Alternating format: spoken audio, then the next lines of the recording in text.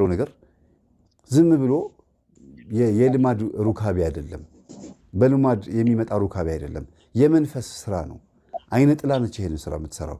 በወጣትነት ጊዜ እንዲረፍድባቸው የምታረግ፣ በወጣትነት ጊዜ በሚስታቸው ወይ በባላቸው እንዲጎዱ ወይም ደግሞ የተጎዱ መስሏቸው የእውነትም ሊጎዱ ይችላሉ። ተጎዱ የሚላችሁ የሚፈልጉትን ነገር በአግባቡ ባለማግኘታቸው።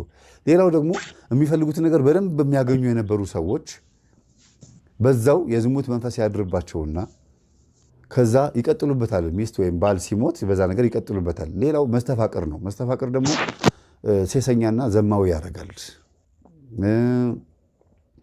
የዝሙት መንፈስ፣ የቡዳ መንፈስ፣ የሴሰኝነት መንፈስ የሚባለው ዝም ብሎ አለ። በመንገድ ላይ ወጣቶቹ ይመኛሉ፣ ያያሉ። ሴቶቹም ወንዶቹም ይሄ ልጅ ሲያምር፣ እቺ ልጅ ስታምር ይባባላሉ። ግን በማይጸልይ አንደበታችን፣ በማይቆርብ በማይሰግድ ጉልበታችን፣ ከመንፈሳዊ ነገር ከሃይማኖታዊ ነገር በራቀ ማንነታችን ስለሆነ የምንመኘው መንፈስም አብሮ ይመኛል። አብሮ ስለሚመኝ መንፈሱ ቀጥታ መጥቶ ጉዳዩን ያስፈጽማል። እሺ ችግር የለውም ደዊ እዚህ ቦታ እንገናኝ፣ ሄዱ ጉዳዩን ፈጽሞ መለያየት ነው። ማንም አያውቅም።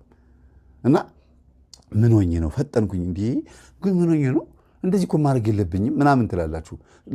ለራሳችሁ ብቻ አይደለም ለዛ ሰው ጭምር እየነገራችሁት ግን ጉዳዩን ትፈጽሙታላችሁ። ለዛው ሰው እኔ እኮ ግን ምንድን ነው አንተ ጋር የሚያንቀሸቅሸኝ አንቺ ጋር የሚያንቀሸቅሸኝ ትላላችሁ። ግን መንፈስ ነው። አንደኛ መንፈስነቱ የቤተሰብ የዛር መንፈስ፣ የጨሌው መንፈስ፣ የአቴቴው መንፈስ አለ፣ በአዳም ልኮ አለ። ሁለተኛ ነገር ደግሞ ወደን ፈቅደን የምናስገባው አለ። የፊልም በማየት አለባበስን በማበላሸት ወጣ ያለ ነገር እምብርትን በመግለጥ ጀርባን በመግለጥ ደረትን፣ ጦትን ግማሽ ድረስ በመግለጥ ለመንፈስ እንዳረጋለን። ሸፈን ማድረግ ነው። ሸፍኑ የሚባለው ለምንድን ነው? አይቶት ይገባል መንፈስ፣ ሰምቶ ይገባል።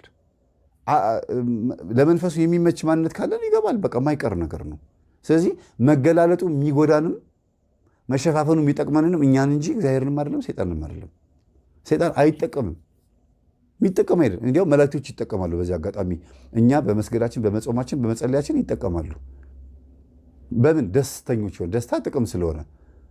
ሰይጣን ግን ብንጾም ብንጸልይም ብንሰግድም አይጠቀምም፣ ኃጢአት ብንሰራም አይጠቀምም። ለምን? እሱ ብቻውን ሲኦል ሲገባም የሚቃጠል ነው፣